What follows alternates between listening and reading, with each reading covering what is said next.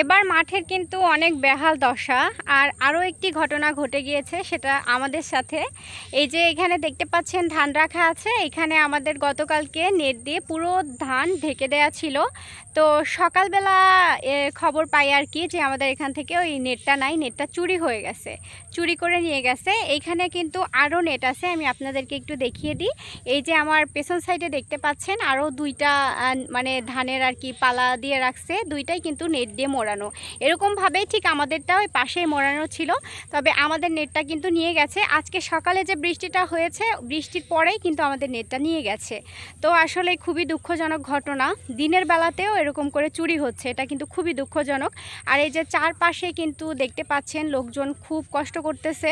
আর মামারা কিন্তু আমাদের ধান অনেক কষ্ট করে মামারা উঠিয়ে দিল। আসলে কি আর বলবো, বৃষ্টির জন্য কিন্তু অনেক বেশি কষ্ট হয়ে গেল এই কাজগুলো করতে। আর চারপাশেও সবাই কিন্তু ধান কাটতেছে, এই যে আমি দেখিয়ে দিচ্ছি এখনও কিন্তু ধান আছে বেশ কিছু লোকজনের, ধানগুলো পুরো পানিতে ভাসতেছে। তো সবাই চেষ্টা করতেছে যে যার মতো করে তাড়াতাড়ি করে উঠিয়ে নেওয়ার জন্য। তবে এই নেট হারানোর জন্য কিন্তু খুবই খারাপ লাগতেছে যে দিনের বেলাতেও চোরে চুরি করতেছে, তাহলে চোরের সাহস কতটা বেড়ে গেছে। হ্যাঁ, এরকম মানে কোনোদিন হয়নি, ফার্স্ট টাইম হয়েছে, এজন্য আপনাদের সাথে শেয়ার করলাম। তো কি করা উচিত ওই চোরকে আপনারা অবশ্যই কিন্তু কমেন্ট করে জানাবেন যদি পাইতাম। টাটা।